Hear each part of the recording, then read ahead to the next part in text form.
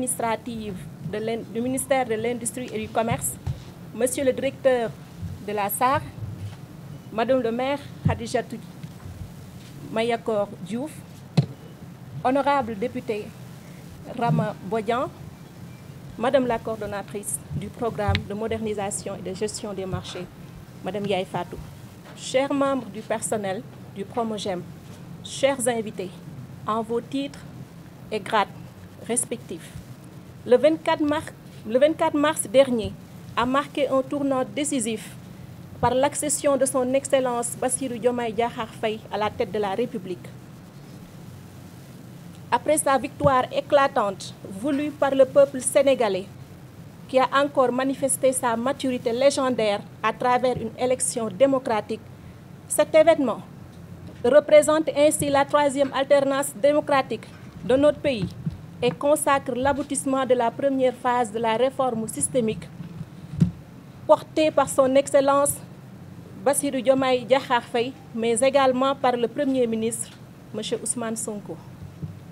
Par décret 2024-1145 du 5 juin 2024, j'ai eu l'honneur d'être nommé coordonnateur par le Président de la République, coordonnateur national du Promogem. Un programme ô combien important dans la stratégie de modernisation et de gestion des marchés et l'ambition de les hisser au niveau international, au niveau environnemental pour atteindre les standards internationaux. Cette marque de confiance que j'apprécie à sa juste valeur, eu égard aux défis qui s'attachent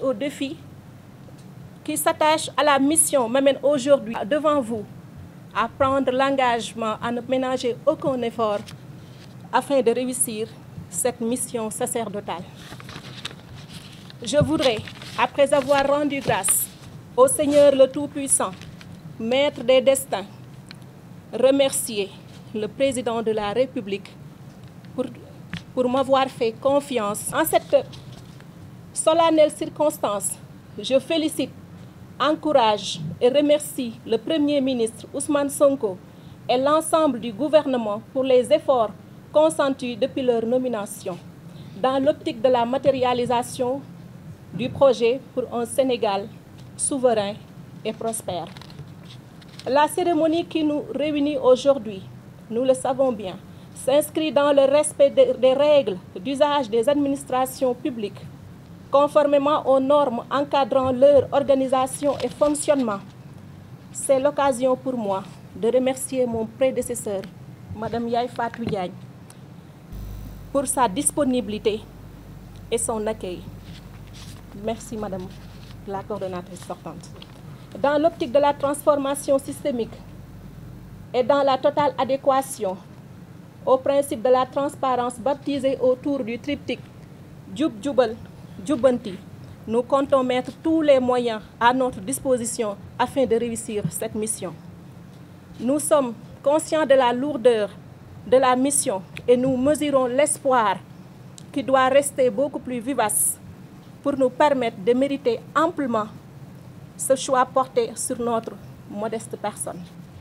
Monsieur, dames, comme nous le rappelle son appellation, la mission globale du Promogem est de mettre en œuvre la politique gouvernementale en matière de modernisation et de gestion des équipements marchands à l'échelle nationale.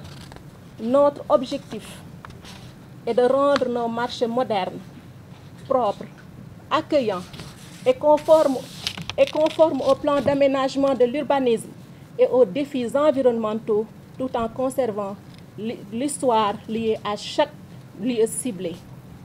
Ce programme étant un maillon essentiel rattaché au ministère de l'Industrie et du Commerce, nous comptons, conformément aux orientations du chef de l'État, participer vivement à la mise en œuvre de la politique gouvernementale en matière de modernisation et de gestion des équipements marchands afin de mettre en place des marchés modernes, structurés et répondant aux besoins des commerçants, des usagers, des consommateurs dans leur globalité.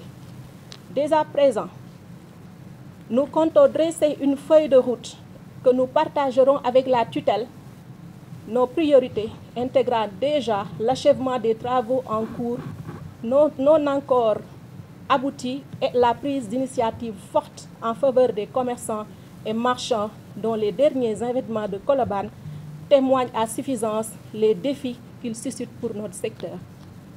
Nous veillerons à ce que chaque commerçant puisse exercer ses activités dans des conditions optimales de sécurité qui puissent permettre de préserver sa dignité en tant que personne, mais également de sauvegarder ses biens. Chers membres du personnel de l'administration centrale du Promogem et de ses antennes régionales, la réalisation de cette mission qui est la nôtre ne se fera pas sans votre soutien et votre engagement à nos côtés. Nous espérons nous accrocher sur votre expertise et sur les compétences de chacun afin de satisfaire les attentes des autorités dans notre secteur. En retour, soyez rassurés que je serai à l'écoute et je ferai miennes les difficultés que vous ne manquerez pas de souligner et qui nous permettront d'opérer des ajustements nécessaires afin de réaliser un saut qualitatif dans le domaine de prédilection du Promogem. Un maillon essentiel et clé dans la lutte contre le chômage. Ainsi, ensemble, nous favoriserons l'entrepreneuriat et soutiendrons des initiatives locales. Ensemble, nous pourrons œuvrer pour un avenir prospère pour notre Sénégal, où chaque acteur trouvera sa place dans un marché propre, moderne et très bien entretenu. En plus de ces objectifs et missions, que nous comptons bien réaliser dans un cadre de plan de travail bien défini, il est important de souligner notre profond attachement à une approche inclusive et participative. Notre attachement à l'implication de tous concernera tous les partenaires, commerçants, les associations de consommateurs, les délégués de marché, les clients, les autorités locales, dont principalement les chefs d'exécutif et toute autre partie prenante au processus de modernisation et de gestion des marchés. Nous lançons un appel patriotique à tous les acteurs de marché, à notre tutelle technique, aux services financiers de l'État, ainsi qu'aux partenaires techniques et financiers d'IPTF, et que nous comptons beaucoup sur eux pour réussir cette mission sacerdotale. Messieurs, dames, le projet que nous portons sur nos épaules respectives est le don de soi pour la patrie. Le projet reste un fort élan de patriotisme pour lequel nous devons apporter notre contribution. Mesdames, Messieurs, permettez-moi avant de terminer d'avoir une pensée généreuse et profondément reconnaissante envers tous ceux qui, par leur amitié, leur attachement, leurs conseils avisés, leur dévouement, ont toujours été à mes côtés. Sachez toutes et tous, vous voir ici, en cette circonstance, me touche profondément.